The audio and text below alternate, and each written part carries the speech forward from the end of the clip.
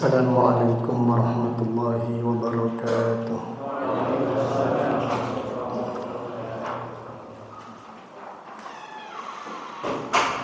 Innal hamdalillah nahmaduhu wa nasta'inuhu wa nastaghfiruh wa na'udzu billahi min shururi anfusina wa min sayyiati a'malina. Man yahdihillahu fala mudilla lahu wa man yudlil fala hadiya lahu. Wa asyhadu an la ilaha illallah wahdahu la syarika lah wa asyhadu anna Muhammadan abduhu wa rasuluh. Amma ba'du, fa inna asdaqal hadits kitabullah wa khairal hadi hadi Muhammadin sallallahu alaihi wasallam wa syarrul umuri muhdatsatuha wa kullu muhdatsatin bid'ah wa kullu bid'atin dhalalah wa kullu dhalalatin finnar. Allahumma faqihna fid din wa 'allimna at-ta'wil. Allahumma 'allimna ma yanfa'una wanfa'na bima 'allamtana wa zidna 'ilman wa aslih lana sya'nana kullahu wa la takilna ila anfusina tarfata 'ainin. Alhamdulillah, pada malam ini, malam Sabtu tanggal 25 bulan Rabiul Akhir tahun 1447 Hijriah, dengan izin Allah Ta'ala kita melanjutkan kembali kajian kitab Al-Wajiz fi Fiqh Sunnah wal Kitabil Aziz yang ditulis Fadilatul Syekh Abdul Azim Ibnu Badawi Al-Khalafi hafizahullah wa ra'ahu. Sebelum kita melanjutkan pembahasan tentang hukum tihar,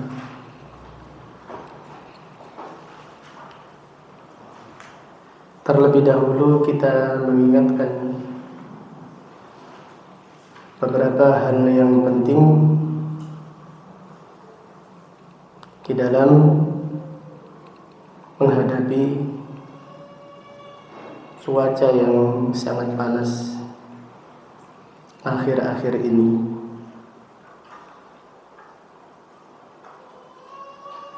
Nabi SAW dalam kondisi yang sangat panas mengingatkan kepada para sahabatnya tentang beberapa hal, dan apabila kita merenungkannya dengan teliti, dengan detail, kita akan mendapatkan faedah, pelajaran-pelajaran penting yang sangat banyak. Di antaranya yang perlu kita perhatikan, yang pertama, janganlah kita mencela cuaca. Janganlah kita mencela cuaca, mencela hujan, mencela panas, mencela dingin, mencela angin. Karena mencela, contohnya mencela angin, sama dengan mencela Allah. Kata Nabi SAW, la tasubbur rih fa innaha ma'muratun. Jangan mencela angin, karena sesungguhnya angin ini diperintahkan. Mencela yang diperintahkan sama dengan mencela yang memerintahkan. Allah Ta'ala berfirman dalam hadis qudsi, la tasubbud dahr. Jangan mencela waktu, jangan mencela musim. Wa ana dahr, aku adalah dahr. Uqallibul laila wan nahar, aku membolak-balikkan antara siang dan malam. Jadi yang membolak-balikkan waktu, kadang panas, kadang dingin, kadang hujan, adalah Allah Subhanahu wa ta'ala. Janganlah kita mencela waktu, janganlah kita mencela musim, janganlah mencela cuaca, karena itu sama dengan mencela Allah Subhanahu wa ta'ala. Na'udzubillah. Berapa banyak masyarakat yang awam mencela cuaca, mencela hujan. Na'udzubillah. Ini merusak akidah, merusak tauhid, dan bukan perkara yang kecil, tetapi perkara yang sangat besar di sisi Allah Ta'ala. Kemudian yang kedua, pelajaran yang kedua tentang cuaca yang panas. Padahal matahari jaraknya sangat jauh dari kita. Jadi berapa mil jarak matahari?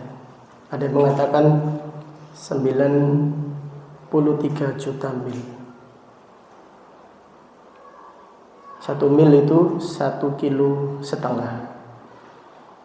Jarak matahari dengan kita sekarang ini sekitar jutaan mil. Tapi kelihatannya dekat, padahal itu sangat jauh. Tidak ada yang mengetahuinya kecuali hanya Allah. Itu perkiraan saja, jutaan mil itu. Terus bagaimana dengan keadaan di padang mahsyar, yang jaraknya matahari hanya 1 mil? Bagaimana panasnya? Di momen-momen seperti ini, hendaklah kita mengambil pelajaran. Jangan hanya kita memikirkan dunia saja, pikirkan akhirat kita. Umar ibn Khattab berlindung kepada Allah dari kehausan di saat manusia dikumpulkan di padang mahsyar. Jadi hari-hari ini sangat panas, banyak orang yang kehausan. Padahal matahari masih jauh, masih jutaan mil. Bagaimana dengan keadaan apabila matahari didekatkan 1 mil di atas kepala manusia? Kondisi yang sangat mencekam, keadaan yang sangat menakutkan. Tidak ada yang mengetahui kecuali hanya Allah Ta'ala. Kemudian yang ketiga, merenungkan telaga Al-Kautsar. Jadi siapa yang minum di telaga Al-Kautsar, dia tidak akan kehausan selama-lamanya. Rasulullah sallallahu alaihi wasallam bersabda, "Man syariba minhu fala yadma ba'dahu abada. Siapa yang minum di telaga Al-Kautsar, dia tidak akan kehausan selama-lamanya. Renungkanlah, tidak ada seorang pun yang bisa sabar tanpa air. Tidak ada seorang pun yang bisa sabar dengan tidak menyediakan air. Dan renungkanlah, kehausan itu menderita. Jadi kehausan satu hari saja tak kuat kita. Bagaimana dengan kehausan yang satu hari setara dengan 50.000 tahun?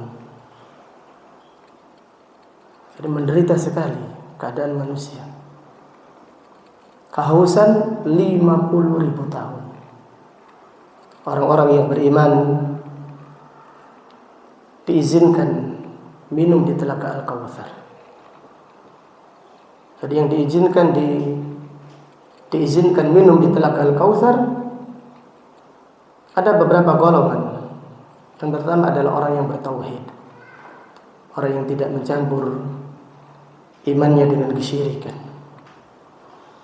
Kemudian yang kedua, ahlus sunnah, orang yang tidak mengamalkan perkara-perkara yang bid'ah di dalam agama. Kemudian yang mengejutkan, yang diizinkan minum di telaga Al-Kautsar adalah yang sabar dari kezaliman pemimpinnya. La ilaha illallah. Jadi lisan kita sabarlah. Jangan menggunjing pemimpin. Jangan mencela pemimpin. Kata Nabi sallallahu alaihi wasallam, "Fasbiru hatta talqauni 'alal haud."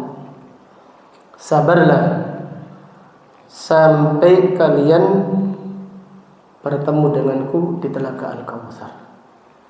Jadi siapa yang sabar dari kezaliman pemimpinnya, tidak mencelanya, tidak menggunjingnya, dia akan diizinkan oleh Allah minum di telaga Al-Kautsar.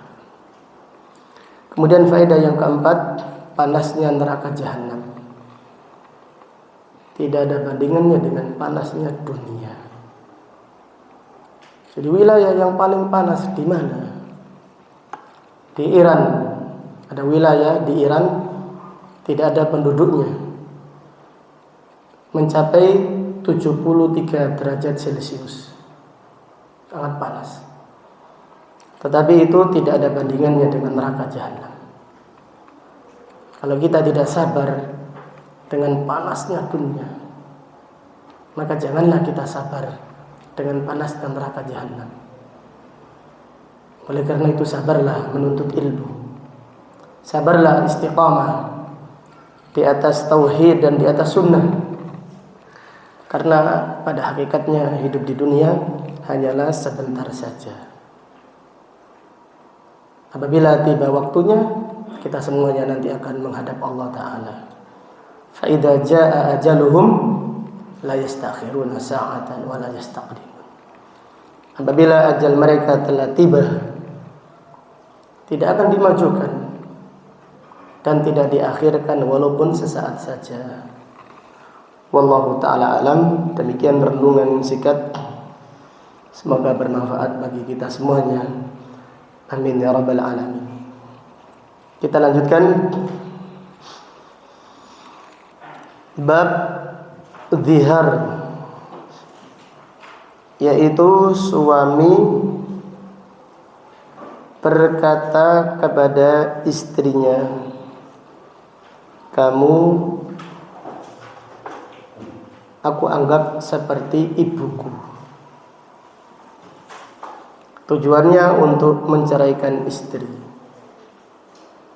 Ini namanya zihar.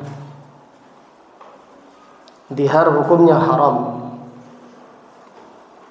Zihar termasuk kemungkaran dan ucapan palsu. Dan telah dijelaskan pada pertemuan yang lalu, siapa yang mendihar istrinya, ia wajib membayar denda. Denda yang pertama Apa kemarin? Membebaskan budak. Kemudian yang kedua, berpuasa 2 bulan berturut-turut. Yang ketiga, memberi makan 60 orang miskin. Jadi dipilih nomor 1 dulu.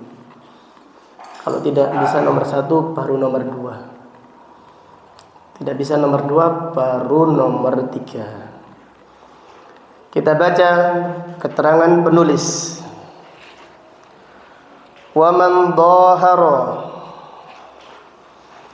min imra'atihi yawman aw syahran aw nahwa dhalik. Siapa yang mendihar istrinya 1 hari atau 1 bulan atau yang lainnya, faqala, ia berkata kepada istrinya, anti alayya ka dhahri ummi syahran.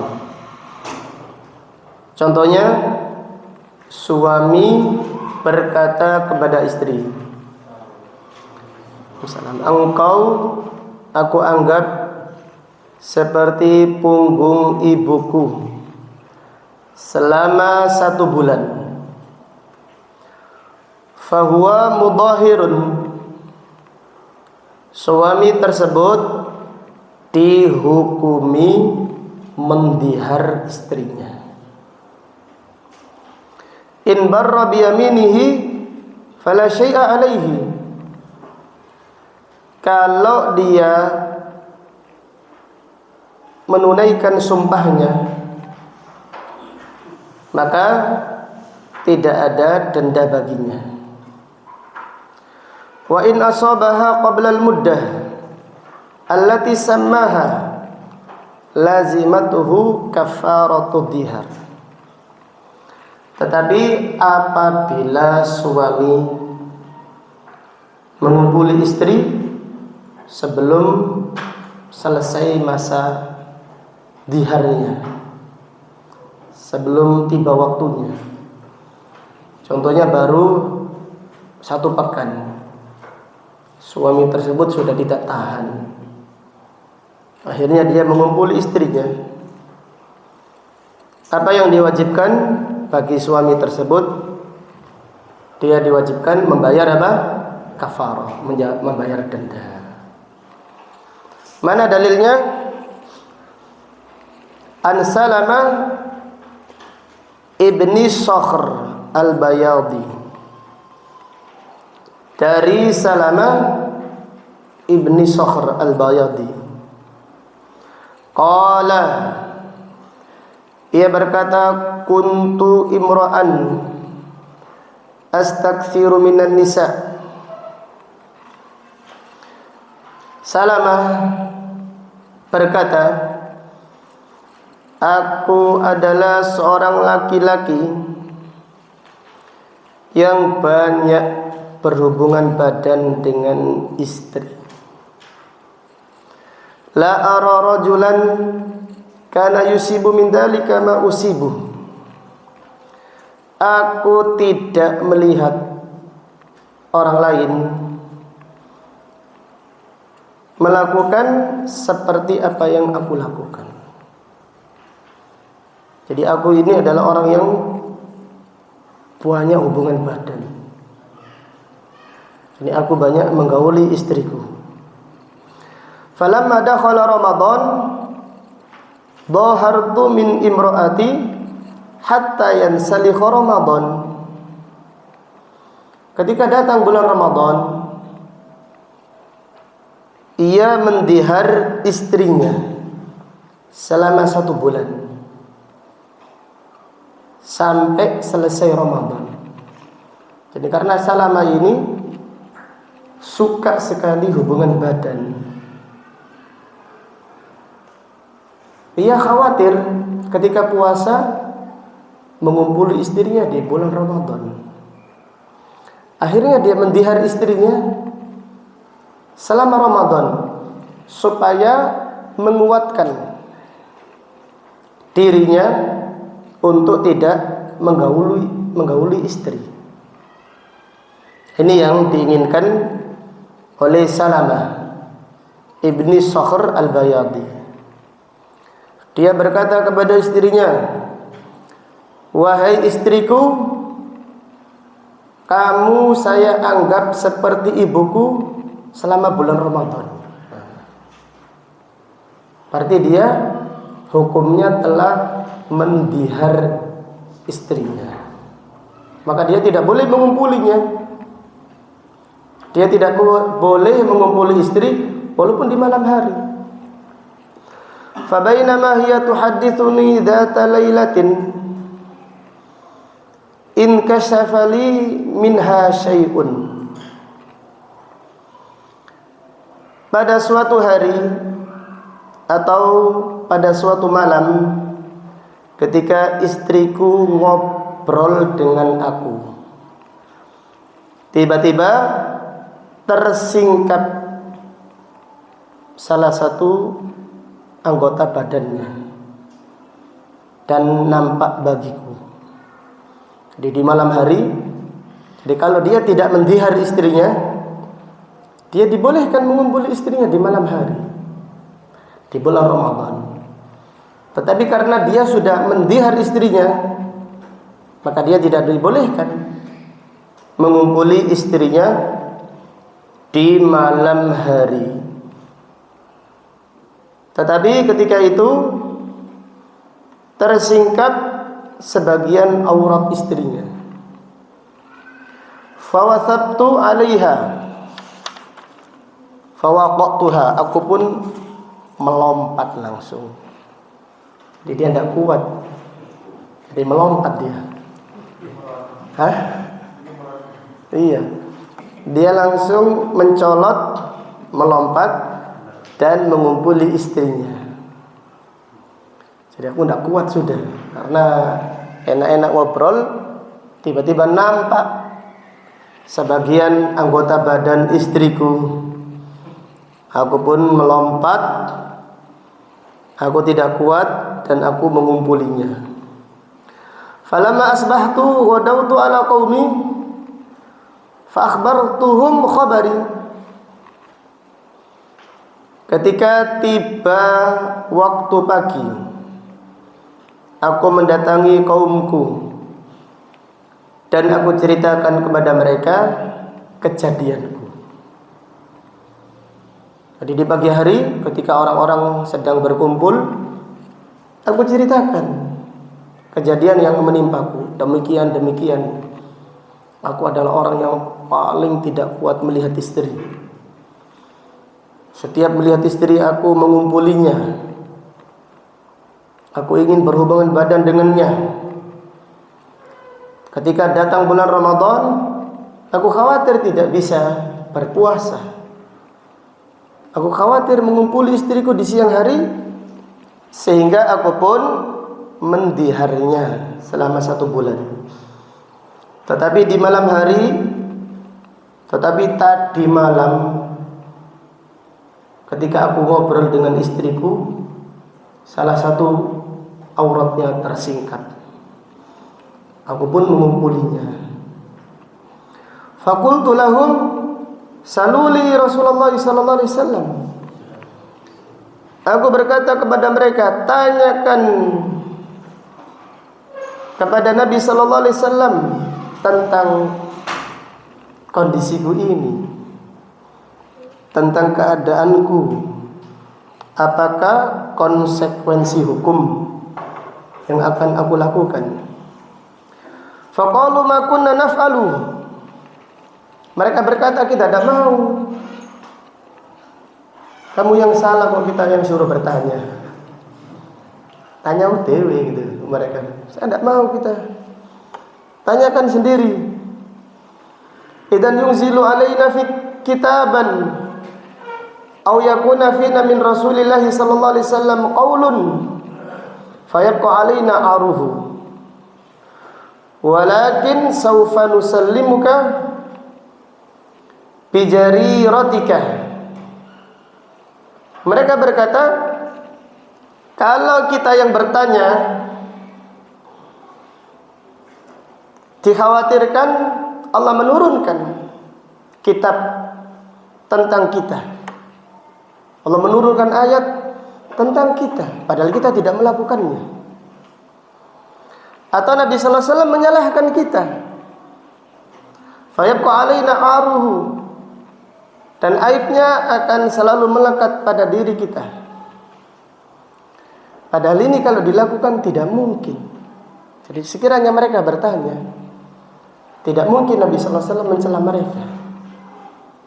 Dan tidak mungkin Allah menurunkan ayat tentang suatu kaum yang tidak melakukan kesalahan, tapi mereka itu takut dengan sendirinya. Dan ini perkara fitrah. Jadi kalau kita disuruh teman kita bertanya tentang sesuatu kepada ustadz kita, teman kita tidak enak, jangan-jangan saya nanti yang dituduh dikira yang melakukannya. Saya tidak mau. Nah, gitu maksud mereka. Walakin saufa nusallimuka bijariratika, tetapi kita akan menyelamatkan kamu dari kesalahanmu. Idhab anta fadhkur sya'naka li Rasulillah sallallahu alaihi wasallam. Pergilah engkau sendiri, ceritakanlah keadaanmu kepada Rasulullah sallallahu alaihi wasallam. Jadi mereka menyarankan kepada sahabat tadi, yaitu sahabat Salamah, untuk bertanya langsung kepada Rasulullah sallallahu alaihi wasallam. Kemudian fa kharajtu hatta ji'tuhu fa akhbartuhu al-khabar. Aku pun keluar dari rumahku mendatangi Rasulullah sallallahu alaihi wasallam. Kemudian aku menceritakan peristiwaku kepada Rasulullah sallallahu alaihi wasallam.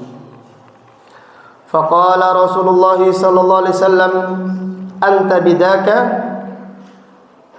Faqultu ana bidaka. Wa ha ana ya Rasulullah sabirun li hukmillahi alayya. Rasulullah sallallahu alaihi wasallam bersabda, apakah engkau demikian? Apakah engkau melakukannya? Faqultu, iya ya Rasulullah, aku melakukannya. Aku ya Rasulullah sabar dengan hukuman Allah kepadaku. Aku siap. Qala fa'atiq raqabah. Nabi sallallahu alaihi wasallam bersabda, bebaskanlah budak. Qala qultu walladhi ba'atsaka bil haqq ma asbahtu amliku illa raqabati hada. Bebaskan budak, artinya bebaskan lehernya budak. Maksudnya merdekakanlah budak. Tetapi bahasanya bebaskan leher. Kemudian Salamah menjawab, ya Rasulullah, demi Allah yang mengutusmu membawa kebenaran, di pagi hari ini aku tidak memilih apa-apa kecuali leherku ini saja. Artinya aku tidak punya budak. Qala fasum syahraini mutatabi'aini. Kemudian Nabi sallallahu alaihi wasallam berkata, kalau demikian puasalah 2 bulan berturut-turut. Qultu, aku menjawab, ya Rasulullah, wa hal dakhala alayya ma dakhala minal bala illa bisawm. Ya Rasulullah, tidaklah musibah menimpaku kecuali karena puasa. 1 bulan saja tidak sabar ya Rasulullah, apalagi 2 bulan. Di malam hari saja saya tidak sabar, apalagi saya disuruh 2 bulan berturut-turut. Qala fatasaddaq aw atim sittina miskina. Nabi sallallahu alaihi wasallam bersabda, kalau demikian bersedekahlah atau berikan makan kepada 60 orang miskin. Qultu walladhi ba'atsaka bil haqq laqad bitna lailatana hadhihi ma lana asya'un. Salamah menjawab, "Ya Rasulullah, demi Allah yang mengutusmu membawa kebenaran, tadi malam kita tidak makan malam. Kita tadi malam tidur menahan lapar, tidak makan malam."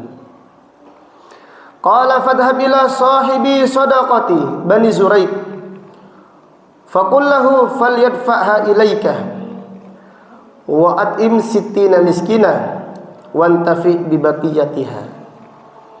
Nabi sallallahu alaihi wasallam bersabda, "Pergilah kepada amil sedekah dari Bani Zuraik. Katakanlah kepadanya untuk menyerahkan zakat kepadamu.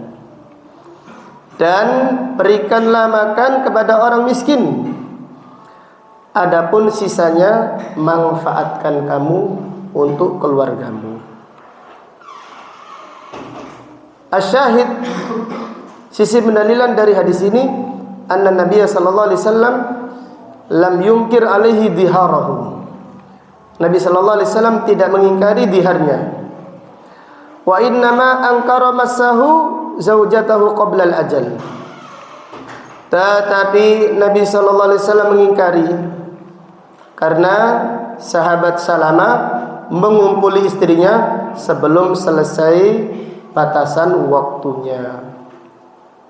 Wallahu taala alam. Kemudian hukum dihar. Wa diharu haramun. Hukum dihar adalah haram. Li'anna Allah wasafahu bi annahu munkarun minal qawli wa zur. Karena Allah mensifati bahwa dihar adalah mungkar dan termasuk ucapan yang palsu. Wa ankaru 'alal mudahir. Allah mengingkari seorang suami yang mendihar istrinya. Alladzina yudahiruna minkum min nisa'ihim ma hunna ummahatihim. Dan suami-suami yang mendihar istrinya padahal mereka bukan ibu-ibu mereka. In ummahatuhum illa allati waladnahum. Sesungguhnya ibu mereka tidak lain adalah wanita yang melahirkan mereka. Wa innahum la yaquluna munkaran minal qawli wa zura. Wa innallaha al-'afuwun ghafur. Sesungguhnya mereka benar-benar mengucapkan ucapan yang mungkar dan ucapan yang palsu, dan sesungguhnya Allah Maha Pengampun lagi Maha Pemaaf. Wallahu taala alam. Sampai di sini kajian kita.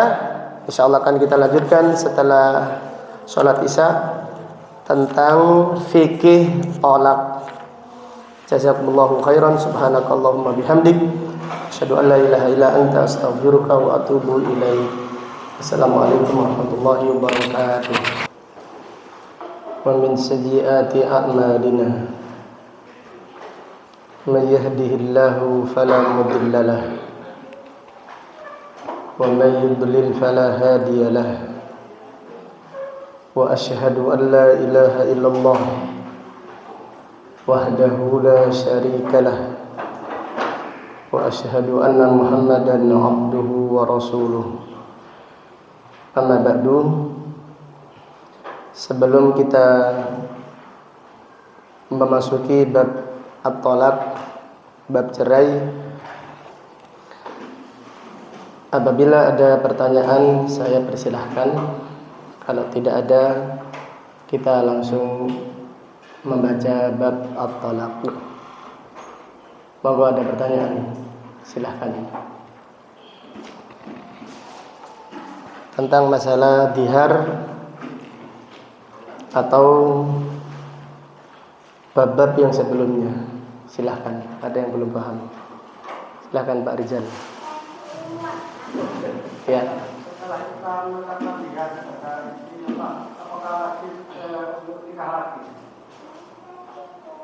Setelah kita mendihar istri, apakah kita wajib nikah lagi? Jawabannya tidak wajib.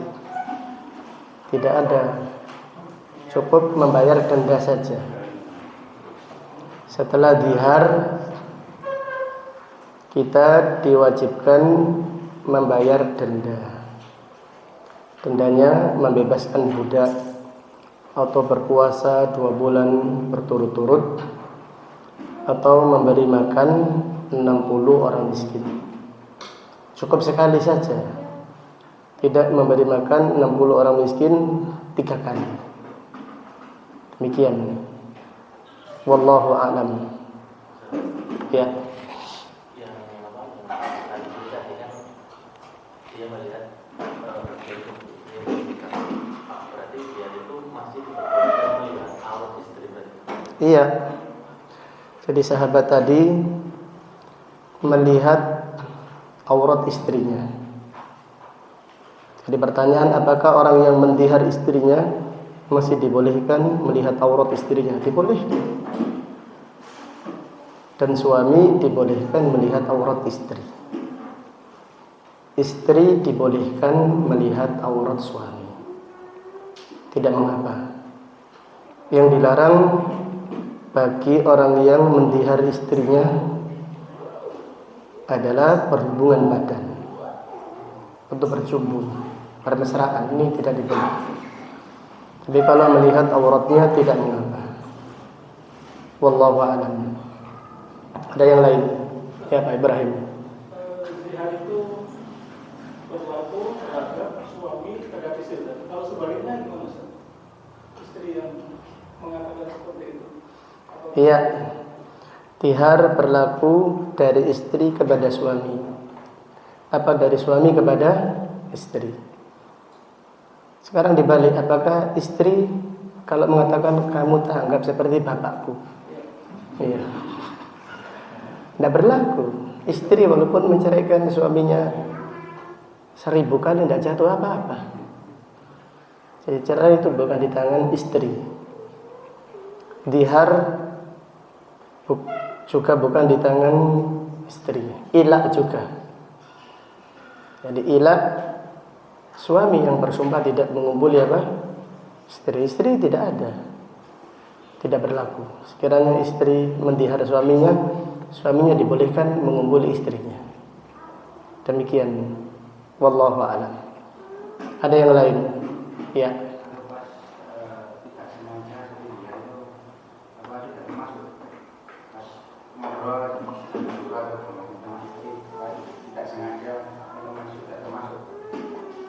Ngobrol dengan istri. Guyon.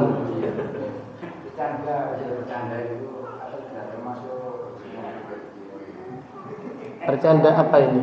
Dihar atau cerai? Dihar bercanda tidak termasuk. Harus ada niatan. Jadi dihar, makanya kita ketika mengatakan kepada istri kita dipanggil ummi, ibu, mama, atau bunda, adik tidak apa-apa. Manggil istri dengan panggilan adik tidak mengapa. Ini panggilan sayang ini.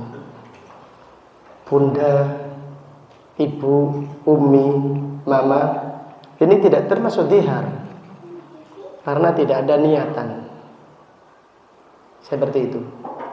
Tapi hendaklah kita mengganti panggilan kepada istri kita. Saya dipanggil bunda. Jadi janganlah kita memanggilkan anak kita. Kita manggil untuk diri kita sendiri. Anak ya biarkan anak kita manggil. Masa kita berubah menjadi anak gitu. Kita tetap menjadi suami, memanggil istri dengan panggilan namanya atau panggilan sayang, tidak mengapa. Adik atau cintaku, masya Allah. Pak Hari ya, coba nanti Pak Hari panggil istrinya cintaku gitu. Ya. Langsung istrinya, masya Allah. Sampai semenjak ngaji tambah baik akhlak sampean. Demikian, wallahu a'lam. Ada yang lain? Ya, Pak Ibrahim. Bukan yang tadi yang awal tadi, bagaimana panas terus tidak boleh mencela. Iya. Pesan mencela itu seperti apa? Maksudnya ketika kita datang terus kita sampai lebih panas ya. Iya. Itu masuk atau enggak? Tidak termasuk. Mencela itu mengumpat, melaknat. Iya, panas terus ya gitu loh contohnya. Gimana ini kok panas terus? Kapan dinginnya? Dingin terus, kapan panasnya? Ya. Jadi mencela. Kalau kita mengatakan kondisi sekarang panas, ini tidak apa-apa. Hanya mimbabil khabar, menceritakan kabar, menceritakan keadaan. Yang tidak dibolehkan mencela, protes atau mencela cuaca. Orang Arab mengatakan laknatullah, semoga Allah melaknat cuaca ini. Nah, ini termasuk dosa besar. Demikian. Jadi kalau kita mengatakan subhanallah, keadaan sekarang ini sangat panas, apalagi mengatakan subhanallah, tidak apa-apa, bagus. Tapi juga jangan ada peratapan. Syekh Bakar Abu Zaid rahimahullah berkata, al-insanu, sesungguhnya manusia ketika musim panas berkata alangkah panasnya. Artinya dengan bentuk mengeluh. Ketika musim dingin mengatakan alangkah dinginnya dengan mengeluh. Beliau berkata qutilal insanu ma akfara. Terlaknat manusia. Alangkah kufurnya terhadap anugerah Allah, terhadap takdir Allah. Jadi kalau kita mengatakan panas tapi tidak mengeluh, tidak protes dengan takdir, tidak masalah. Subhanallah, panas sekali keadaan hari ini. Tapi tidak ada, hanya berita saja, tapi kita tidak mengeluh dengan keadaan, tidak protes dengan takdir. Nah, ini tidak mengapa. Yang tercela apabila mengeluh, apalagi mencela takdir. Ini tercela. Ini merusak tauhid. Merusak tauhid seseorang. Naudzubillah. Ada yang lain? Kalau menafsirkan murkanya Allah gimana? Gimana? Mungkin kalau ini puasa mungkin Allah murka dengan. Iya, panas diartikan murka Allah. Juga kita. Iya. Juga tidak benar. Iya. Jadi kalau kita sedang sakit, kita mengatakan ini karena dosa kita, ini bagus, tidak apa-apa. Tapi kalau kita mengatakan kondisi secara umum panas juga terjadi di zaman Nabi Sallallahu Alaihi Wasallam. Bahkan di zaman dahulu lebih panas. Tidak ada kipas angin, tidak ada AC. Panas. Di sholat tidak ada atapnya, lebih panas. Di kondisi dahulu itu lebih panas. Tetapi imannya yang lebih kuat. Demikian. Jadi kalau kita ditimpa sakit, kita mengatakan ini sebabkan dosa kita, ini tidak mengapa. Tapi jangan mengatakan Allah marah kepada kita. Karena kita tidak tahu. Jelas ya. Kalau kita karena dosa, iya. Karena dosa kita. Ini disebabkan dosa kita. Demikian. Karena Allah Ta'ala berfirman, wa ma asabakum min musibatin fabima kasabat aydikum wa ya'fu an katsir. Tidaklah kalian ditimpa musibah kecuali disebabkan dosa kalian. Dan Allah mengampuni dosa-dosa yang banyak tanpa menghukum dengan musibah di dunia. Ali bin Abi Thalib radhiyallahu anhu ketika sakit didoakan Nabi sallallahu alaihi wasallam supaya sembuh. Kemudian didoakan Allahumma adhib harrahu wa bardahu. Ya Allah, hilangkanlah panasnya dan dinginnya. Setelah itu Ali bin Abi Thalib tidak pernah merasakan kedinginan dan kepanasan. Ini diambil faedah, dibolehkan doa supaya Allah menghilangkan panas dari kita. Tidak mengapa. Ya Allah, berikan saya kekuatan untuk menahan darah panas. Doa itu bagus. Yang tidak bagus protes. Yang tidak bagus adalah mencela takdir. Jadi kalau contohnya kita menempuh perjalanan panas. Ya Allah, berikan kekuatan saya. Hilangkan panasnya. Ringankan panasnya. Ini yang ditinggalkan. Kita lebih suka minum air es. Doa enggak? Doa, minum es silahkan. Doa juga gitu loh. Ya Allah, hilangkan kehausan ini. Doa itu sangat menakjubkan. Allah memberikan kepada kita kekuatan yang hebat. Jadi Ali bin Abi Thalib tidak merasakan kepanasan dan kedinginan setelah didoakan Rasulullah sallallahu alaihi wasallam. Dengan demikian berdoa boleh. Ya Allah, hilangkan rasa haus. Ya Allah, hilangkan rasa panas dari diri saya. Ya Allah, kuatkan menghadapi dingin, kuatkan menghadapi panas. Itu tidak apa-apa. Doa itu bagus. Wallahu ta'ala a'lam. Ada yang lain silakan. Iya. Apakah membandingkan sifat seorang istri dengan seorang ibu lebih seperti kayak gini? Cerewetmu koyok ibuku gitu.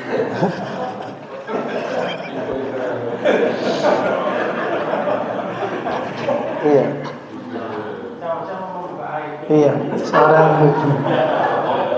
Iya, seorang suami berkata kepada istrinya, cerewetmu koyok emakku gitu ya.